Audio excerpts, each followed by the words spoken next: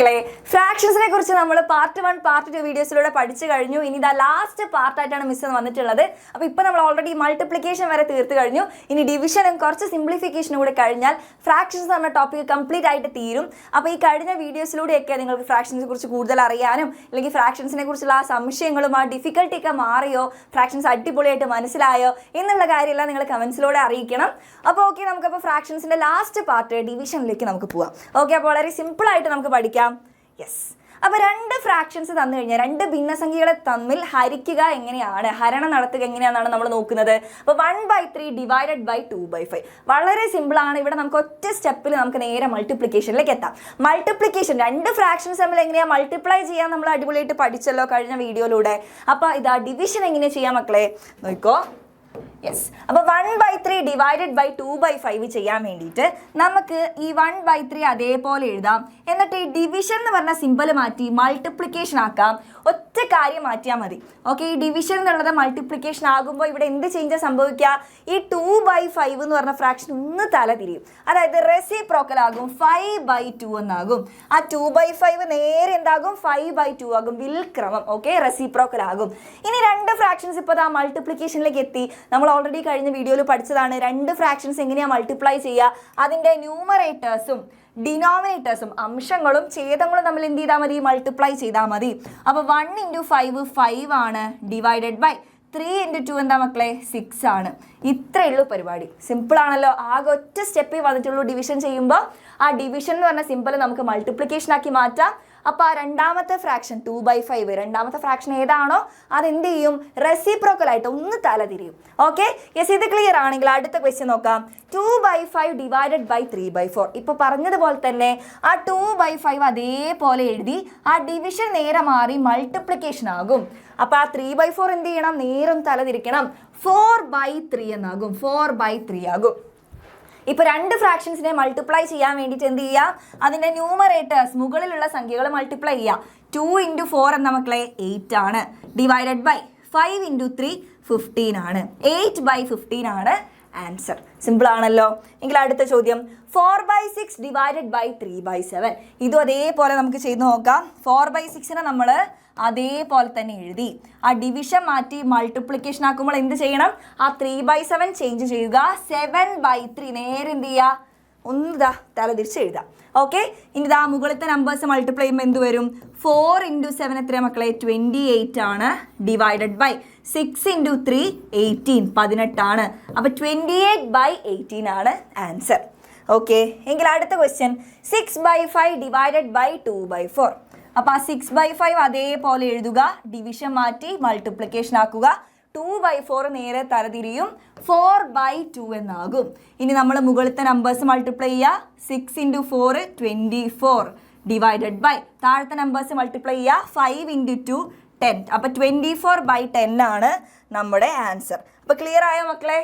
അപ്പോൾ ഇതിലും അടിപൊളിയായിട്ട് നമ്മുടെ യുവ ബാച്ചിൽ ബ്രിഡ്ജ് കോഴ്സ് പ്രൊവൈഡ് ചെയ്യുന്നുണ്ട്. അപ്പോൾ ഓൾറെഡി ബേസിക്സ് ഒക്കെ നമ്മളിതാ ഇങ്ങനെ വീഡിയോസൊക്കെ ആയിട്ട് പോകുന്നുണ്ടെങ്കിൽ കൂടി കുറച്ചുകൂടി ഡീറ്റെയിൽഡ് ആയിട്ട് നിങ്ങൾക്ക് ആ ബേസിക്സ് ഒക്കെ സ്ട്രോങ് ആക്കാനും നിങ്ങൾക്ക് 5ാം ക്ലാസ്സിലൊക്കെ മിസ്സായി പോയിട്ടുള്ള ഭാഗങ്ങളൊക്കെ ഇല്ലെങ്കിൽ ഏതെങ്കിലും നമ്മളിപ്പോൾ മാത്സ് ഒക്കെ പോലുള്ള സബ്ജക്റ്റുകൾ അത് പഠിക്കുന്നതിൻ്റെ പ്രത്യേകത എന്താണെന്ന് വെച്ചാൽ ബാക്കി സബ്ജക്റ്റിനെ വെച്ച് നോക്കുമ്പോൾ നമ്മൾ ചെറിയ ക്ലാസ് തൊട്ട് പഠിക്കുന്ന കാര്യങ്ങളുടെ കണ്ടിന്യൂവേഷൻ ആയിട്ടാണ് മാത്സ് പോലുള്ള സബ്ജക്റ്റുകളൊക്കെ വലിയ ക്ലാസ്സിലേക്ക് പോകുന്നത്. അപ്പോൾ നമ്മൾ ഏതെങ്കിലും ഒരു ക്ലാസ്സിൽ വെച്ച് ഏതെങ്കിലും ഒരു ടോപ്പിക്ക് മിസ്സായി കഴിഞ്ഞാൽ അത് നമുക്ക് വലിയ ക്ലാസ്സിലേക്ക് എത്തുമ്പോൾ സ്റ്റിൽ അത് ബുദ്ധിമുട്ടായിട്ട് അവിടെ ഉണ്ടാകും. അപ്പോൾ അത് ക്ലിയർ ചെയ്ത് പോയില്ലെങ്കിൽ നമ്മുടെ ബേസിക്സ് ഒന്നും സ്ട്രോങ് ആയിരിക്കില്ല, നമ്മുടെ ബേസ് ഒന്നും സ്ട്രോങ് ആയിരിക്കില്ല. അപ്പോൾ നിങ്ങൾ എന്തെങ്കിലും മിസ്സായി പോയിട്ടുണ്ടെങ്കിലോ ഏതെങ്കിലും ഭാഗം നിങ്ങൾക്ക് മനസ്സിലായിട്ടില്ലെങ്കിലോ അത് പഠിച്ച് തന്നെ പോകണം. എന്നാലേ ഇല്ലെങ്കിൽ വലിയ ക്ലാസ്സിലെത്തുമ്പോൾ നമുക്ക് വലിയ പണി കിട്ടും. ഓക്കെ, അപ്പോൾ നിങ്ങൾക്ക് കൃത്യമായിട്ടുള്ള ബേസിക്സ് ഒക്കെ പ്രൊവൈഡ് ചെയ്യുന്ന ബ്രിഡ്ജ് കോഴ്സ് നമ്മുടെ ബാച്ചിൽ ജോയിൻ ചെയ്ത കുട്ടികൾക്ക് കൊടുക്കുന്നുണ്ട്. അപ്പോൾ നിങ്ങൾ ഒട്ടും സമയം കളയാതെ മക്കളെ 6ാം ക്ലാസ്സിൻ്റെ യുവ ബാച്ചിലേക്ക് അഡ്മിഷനൊക്കെ എടുക്കുക. അപ്പോൾ അതാ നമ്മുടെ ടെക്സ്റ്റ് ബുക്കൊക്കെ മാറിയതാണ്, പുതിയ സിലബസ് ആണ്. അപ്പോൾ നിങ്ങൾക്ക് അടിപൊളിയായിട്ട് സ്റ്റാർട്ടിങ് തൊട്ട് കംപ്ലീറ്റ് ആയിട്ട് പഠിച്ചു തുടങ്ങാം. അപ്പോൾ നിങ്ങൾക്ക് വേണ്ട എല്ലാ കാര്യങ്ങളും ലൈവ് ക്ലാസ്സുകളായാലും PDF ക്ലാസ് നോട്ട്സും ഓരോ ചാപ്റ്റർ വൈസ് വർക്ക്ഷീറ്റും ചാപ്റ്റർ പഠിച്ചു എന്ന് ഉറപ്പുവരുത്താൻ വേണ്ടി ചാപ്റ്റർ വൈസ് എക്സാംസും മോഡൽ എക്സാംസ് എല്ലാം നമ്മുടെ ബാച്ചിലുണ്ട്. അപ്പോൾ ഇപ്പോൾ ജോയിൻ ചെയ്ത് കഴിഞ്ഞാൽ നിങ്ങൾക്ക് ആ ബ്രിഡ്ജ് കോഴ്സ് നിങ്ങൾക്ക് അറ്റൻഡ് ചെയ്യാൻ പറ്റുന്നതാണ്. അപ്പോൾ ആ ഫീ വരുന്നത് 2499 ആണ്. ഇതൊരു ഓഫർ പ്രൈസ് ആണ്. അപ്പോൾ ഇതിൽ ചേഞ്ച് വരുന്നതിന് മക്കൾ എന്ത് ചെയ്യുക, ജോയിൻ ചെയ്യുക. ഇനി നിങ്ങൾ 7ാം ക്ലാസ്സിലെ മക്കളാണെങ്കിൽ നിങ്ങൾക്ക് ഇതേപോലെ തന്നെ സൃഷ്ടി ബാച്ച് ഉണ്ട്. അപ്പോൾ 7ാം ക്ലാസ് കഴിഞ്ഞ കൊല്ലം മാറിയതാണ്. 7ാം ക്ലാസ്സിലും 5ാം ക്ലാസ്സിലും കഴിഞ്ഞ കൊല്ലം മാറിയ ടെക്സ്റ്റാണ്. പക്ഷേ ഒരു കൊല്ലത്തിന് ശേഷം ആവുന്നത് കൊണ്ട് നമ്മുടെ ക്വസ്റ്റ്യൻ പേപ്പറൊക്കെ ഒന്നുകൂടി ടഫ് ആക്കാനുള്ള സാധ്യത വളരെ കൂടുതലാണ്. അപ്പോൾ എന്ത് ചെയ്യാം മക്കളെ, നിങ്ങൾക്ക് വേണ്ട എല്ലാ ഫീച്ചേഴ്സും അതോടുകൂടി 7ാം ക്ലാസ്സുകാർക്ക് USS എക്സാമും വരുന്നുണ്ട്. അപ്പോൾ ബേസൊക്കെ കറക്റ്റ് സ്ട്രോങ് ആയില്ലെങ്കിൽ അതെല്ലാം എഫക്റ്റ് ചെയ്യും എക്സാമിനെ. അപ്പോൾ നിങ്ങൾ എന്ത് ചെയ്യുക മക്കളെ, സൃഷ്ടി ബാച്ചിൽ ജോയിൻ ചെയ്യുക. 2400 തന്നെയാണ് നമ്മുടെ പ്രൈസ് വരുന്നത്. ഇനി നിങ്ങൾ 5ാം ക്ലാസ്സിലെ മക്കളാണെങ്കിൽ നിങ്ങൾക്ക് കറക്റ്റായിട്ട് ലൈവ് ക്ലാസ്സുകളും ഇതുപോലുള്ള ഇൻഫോർമേറ്റീവ് ആയിട്ടുള്ള വീഡിയോസ് എല്ലാം, യൂസ്ഫുൾ ആയിട്ടുള്ള വീഡിയോസ് എല്ലാം നിങ്ങൾക്ക് മിസ്സായി പോവാതിരിക്കാൻ വേണ്ടി നിങ്ങൾ എന്ത് ചെയ്യുക, 5ാം ക്ലാസ്സിൻ്റെ ചാനൽ, ഇപ്പോൾ 4ാം ക്ലാസ്സിൽ നിന്ന് വരുന്ന മക്കളല്ലേ, അപ്പോൾ 5ാം ക്ലാസ്സിൻ്റെ ചാനൽ നിങ്ങൾ എന്ത് ചെയ്യുക, സബ്സ്ക്രൈബ് ചെയ്ത് വെക്കുക. അപ്പോൾ നിങ്ങൾക്ക് കറക്റ്റായിട്ട് ഇവിടെ വരുന്ന വീഡിയോസും ലൈവ് ക്ലാസ്സുകളെല്ലാം നിങ്ങൾക്ക് കിട്ടും. അപ്പോൾ അതെല്ലാം കറക്റ്റായിട്ട് അറ്റൻഡ് ചെയ്താൽ തന്നെ നിങ്ങൾക്ക് നല്ല രീതിയിൽ മാർക്സ് വാങ്ങാൻ പറ്റും. ഓക്കെ ആണല്ലോ? എങ്കിൽ നമുക്ക് അടുത്ത ടോപ്പിക്കിലേക്ക് പോവാം. ഫ്രാക്ഷൻസ് എങ്ങനെയാണ് മക്കളെ സിംപ്ലിഫൈ ചെയ്യുക. അപ്പോൾ നമ്മൾ ഏതൊരു കാര്യം വളരെ സിമ്പിളാക്കി മാറ്റിക്കഴിഞ്ഞാൽ കുറച്ച് കോംപ്ലിക്കേഷനൊക്കെ ഒഴിവായി കിട്ടുമല്ലോ. അപ്പോൾ എന്ത് ചെയ്യുക മക്കളെ, ഫ്രാക്ഷൻസ് സിമ്പിളാക്കുന്നത് എങ്ങനെയാണ്, അല്ലെങ്കിൽ വളരെ ചെറിയ ഫോമിലേക്ക് എങ്ങനെയാണ് മാറ്റാമെന്നാണ് പറഞ്ഞു തരാൻ പോകുന്നത്. അപ്പോൾ ഇവിടെ ഒരു ഫ്രാക്ഷൻ ഉണ്ട് 3/9. അപ്പോൾ ഈ ഒരു ഫ്രാക്ഷൻ നമുക്ക് ചെറുതാക്കണം. അപ്പോൾ ഇതെങ്ങനെയാണ് നമ്മൾ ചെയ്യുക, ഈ 3ലും 9നും കോമൺ ആയിട്ട് ആരുടെയോ ടേബിളിലുണ്ട്, ആരുടെയോ മൾട്ടിപ്ലിക്കേഷൻ ടേബിളുണ്ട്. ഒന്ന് ആലോചിച്ച് നോക്ക്, 3യും 9നും ആരുടെ ടേബിളിലൊക്കെ ഉണ്ട്? 3യുടെ ടേബിൾ ഉണ്ടല്ലോ നമ്മുടെ 3ന്റെ പട്ടികയിൽ. 3യുടെ ടേബിളിൽ ആരുണ്ട്? 3യും ഉണ്ട് 9നും ഉണ്ട്. അങ്ങനെയാണെങ്കിൽ 3നെ നമുക്ക് 3 × 1 എന്ന് എഴുതാമല്ലോ, ഡിവൈഡഡ് ബൈ 9നെയോ 9നെ നമുക്ക് 3 × 3 എന്ന് എഴുതാം. അപ്പോൾ 3യും 9നും ആരുടെ ടേബിളിലുണ്ട്? 9ന്റെ ടേബിളിലുണ്ട്. അതുകൊണ്ടാണ് നമുക്കിതാ 9ന്റെ ടേബിളിലല്ല 3ന്റെ ടേബിളിലുണ്ട്. അതുകൊണ്ടാണ് നമുക്കിതാ ഇങ്ങനെ എഴുതാൻ പറ്റിയത്. അപ്പോൾ ഇവരിൽ 2 പേരിലും കോമൺ ആയിട്ട് ആരുണ്ട്? 3 ഉണ്ട്. ആ 3നെ വെട്ടിക്കളഞ്ഞാൽ ബാക്കി എന്താ കിട്ടുന്നത് മക്കളെ? 1/3 ആണ് ഈ ഒരു ഫ്രാക്ഷനെ ചെറുതാക്കിയിട്ടുള്ളത്. ഓക്കെ, ആ ഒരു ഫ്രാക്ഷനെ സിംപ്ലിഫൈ ചെയ്യുക, അല്ലെങ്കിൽ ഏറ്റവും ചെറിയ രൂപത്തിലേക്ക് മാറ്റും. നമുക്ക് കിട്ടുന്നത് എന്താണ്? 1/3 എന്ന് പറഞ്ഞാൽ പുതിയ ഫ്രാക്ഷനാണ്. അപ്പോൾ ഈ 3/9 എന്ന് പറഞ്ഞ ഫ്രാക്ഷന് തുല്യമാണ് ഈ 1/3 എന്ന ഫ്രാക്ഷൻ. ഓക്കെ ആണോ? അപ്പോൾ ഇതൊന്നുകൂടെ ക്ലിയർ ആവാൻ വേണ്ടി വേറൊരു ക്വസ്റ്റ്യൻ നമുക്ക് നോക്കാം. യെസ്, അപ്പോൾ 8/12 എന്ന് പറഞ്ഞ ഫ്രാക്ഷൻ നമുക്ക് എന്ത് ചെയ്യണം? സിംപ്ലിഫൈ ചെയ്യണം. അപ്പോൾ ആലോചിക്കുക, 8ഉം 12ഉം ആരുടെയൊക്കെ ടേബിളിലുണ്ട്? നമുക്കറിയാം 8ഉം 12ഉം ആരുടെയൊക്കെ ടേബിളിലുണ്ട്? 2ന്റെ ടേബിളിലുണ്ട്. പിന്നെ ആരുടെയാ? 4ന്റെ ടേബിളിലുണ്ട്. വേറെ ആരെങ്കിലും ഉണ്ടോ? വേറെ ആരുടെയും 2ന്റെയിലും 4ന്റെയിലും ആണ് 8 ഉള്ളത്, 12 ഉള്ളത്. അപ്പോൾ ഇതിൽ രണ്ടിലും വലിയ നമ്പർ എടുക്കുക. 2 ആണോ 4 ആണോ വലിയ നമ്പർ? 4 ആണ്. അപ്പോൾ നമുക്ക് എന്ത് ചെയ്യാം? 4ന്റെ രൂപത്തിൽ ഇതിനെ എഴുതാം. ഈ 8നെ നമുക്ക് 4ന്റെ രൂപത്തിൽ എഴുതാന്ന് പറഞ്ഞാൽ 4 × 2 എന്ന് എഴുതാമല്ലോ, ഡിവൈഡഡ് ബൈ 12നെ 4ന്റെ രൂപത്തിൽ എങ്ങനെ എഴുതാം? 4 × 3 എന്ന് എഴുതാമല്ലോ. 2 പേരും ഈ 2ന്റെ ടേബിളിലും ഉണ്ട് 4ന്റെ ടേബിളിലും ഉണ്ട്. അപ്പോൾ ഈ കൂട്ടത്തിലെ വലിയ നമ്പറിനെ എടുത്താൽ നമുക്ക് പെട്ടെന്ന് ആൻസറിലേക്ക് എത്താം. അപ്പോൾ 8നെ നമ്മൾ മാറ്റി 4 × 2 എന്നാക്കി. 12നെ നമ്മൾ 4 × 3 എന്നാക്കി. 2 പേരിലും കോമൺ ആയിട്ട് ആരുണ്ട്? 4 ഉണ്ട്. 4നെ വെട്ടിക്കളയാം.